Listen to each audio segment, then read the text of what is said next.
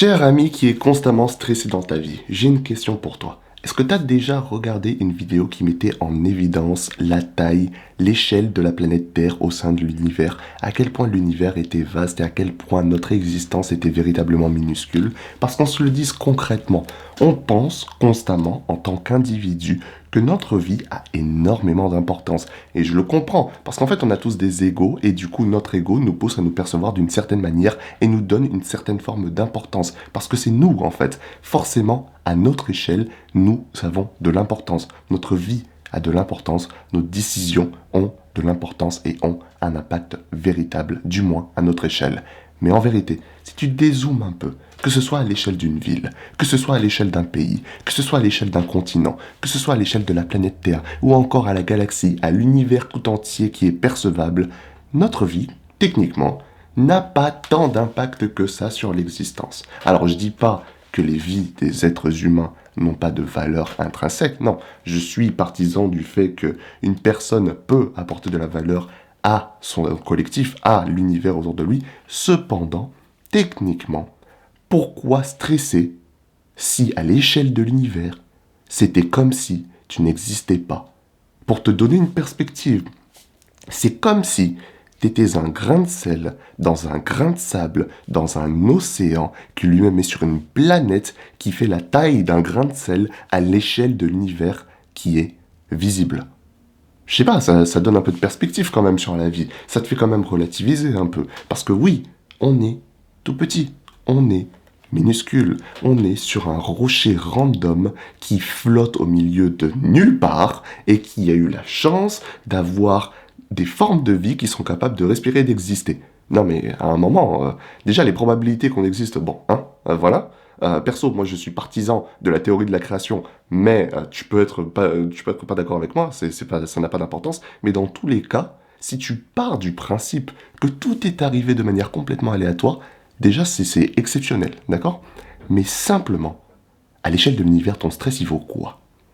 Je sais, t'as probablement déjà entendu parler de cet argument, et peut-être que ça va te faire chier, d'accord? Peut-être que tu vas te dire, non mais en fait tu racontes n'importe quoi. Oui, mais je sais qu'à l'échelle de l'univers, ma vie elle a pas tant d'importance, mais à l'échelle de ma vie, ça me fait quand même chier. Et c'est normal, tu as le droit que ça te casse les couilles, d'accord? T'as le droit, d'accord? C'est complètement normal. Mais je me dis que parfois, pourquoi vouloir stresser dans sa vie quand à l'échelle du monde, ça n'a pas tant d'importance que ça? Parce que regarde, ce que j'ai remarqué dans ma vie, c'est une dinguerie, mais les êtres humains sont très similaires à des cafards au niveau survivabilité. Non, vraiment, sans vouloir être, tu sais, insultant ou quoi pour certains, il y a des gens qui se sont retrouvés dans des merdes pas possibles dans leur vie, qui ont plus d'argent, qui ont plus rien, ils sont quand même en train de vivre, hein.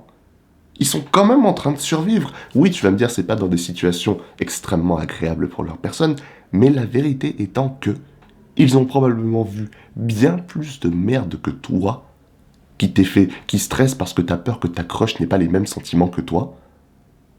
Eux, si tu veux, ils ont vu des gens mourir, ils ont perdu tout leur argent, ils ont fait les pires décisions de business de leur vie, leur femme les a trompés après la garde des enfants. Bref, t'as même pas idée, mais ils sont toujours vivants. Ah, pas un rond dans les poches, mais ils sont toujours vivants et ils continuent de survivre comme des cafards. Et certains arrivent quand même à retrouver le bonheur dans leur vie. Tu vois ce que je veux dire? Je sais, on ne devrait pas se comparer aux autres, etc. Et que la douleur de chacun, c'est relatif à sa personne. Mais concrètement, on est là, on veut stresser sur nos vies. On est là, on a peur de ce que les gens vont penser de nous. On a peur de ce que nos décisions vont générer à l'avenir. On a peur de prendre les mauvaises décisions, etc.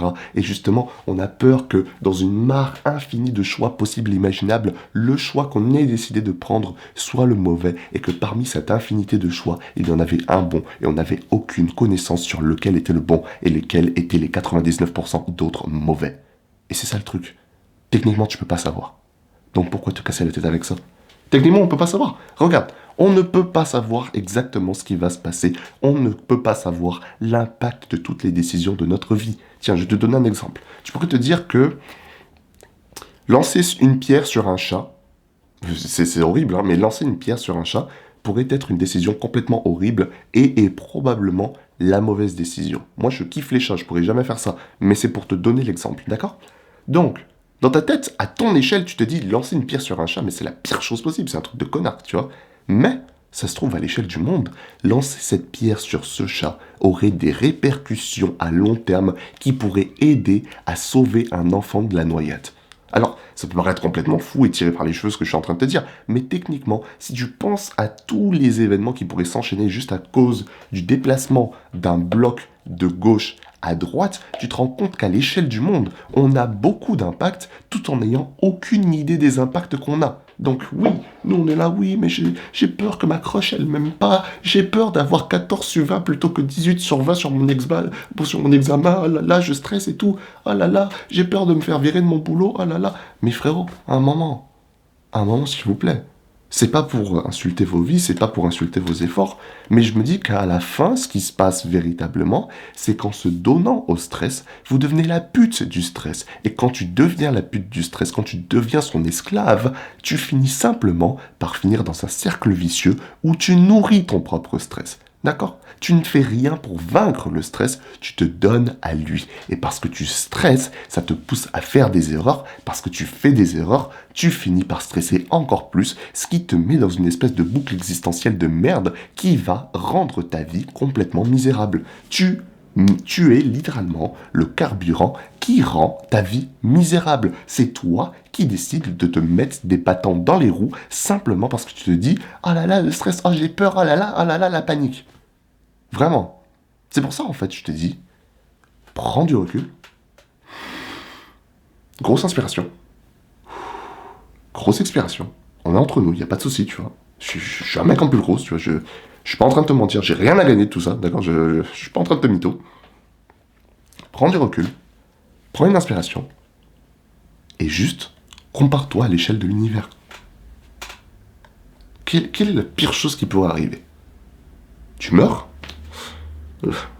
Pour certains, c'est même pas une si grande peur que ça. Tiens, moi par exemple, que je meure, que je vive. Jésus, il est ressuscité, je m'en bats les couilles.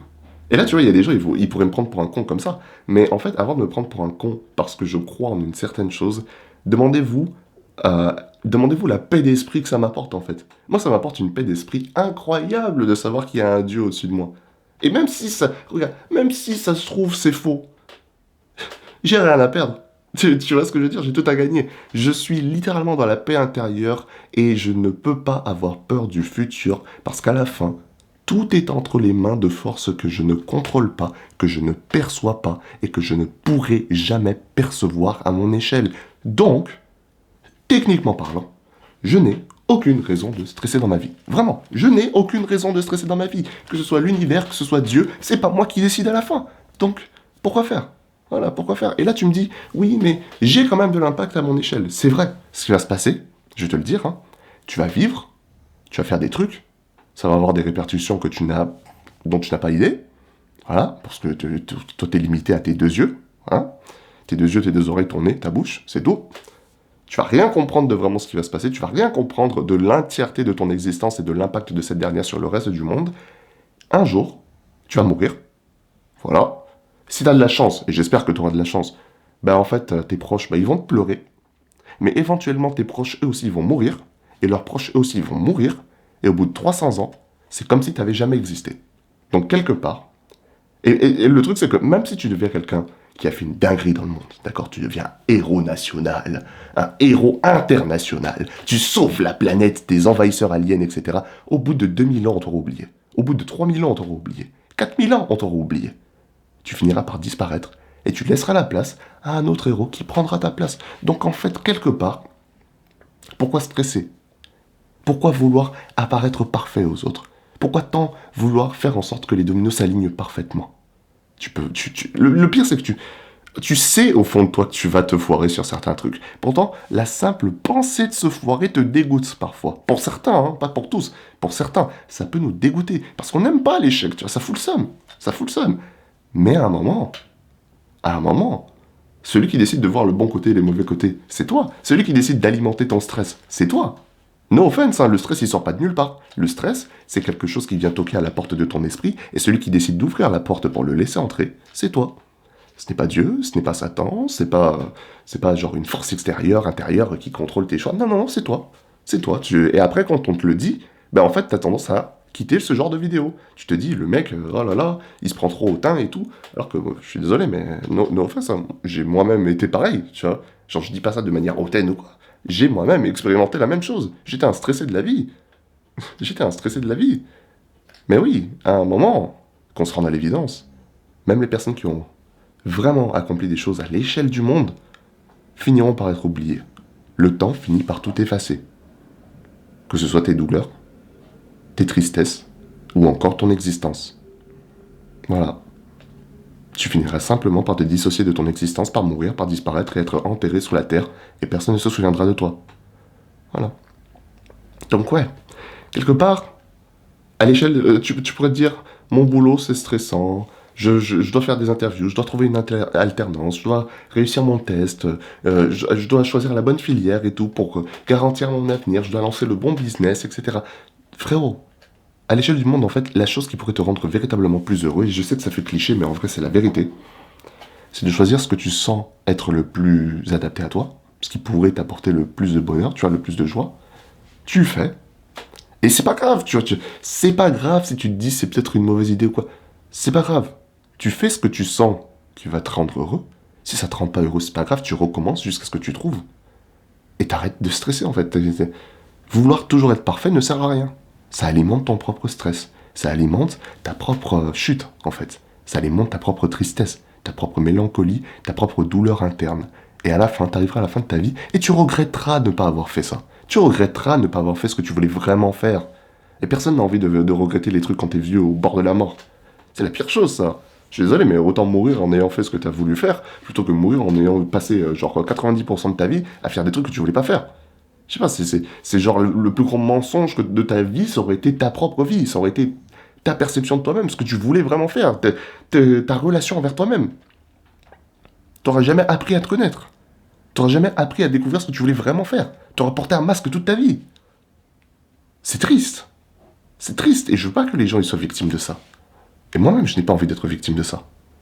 Oui, d'accord, je dis pas non plus de devenir un connard et de tuer les gens parce que c'est ce que t'as envie de faire. Non.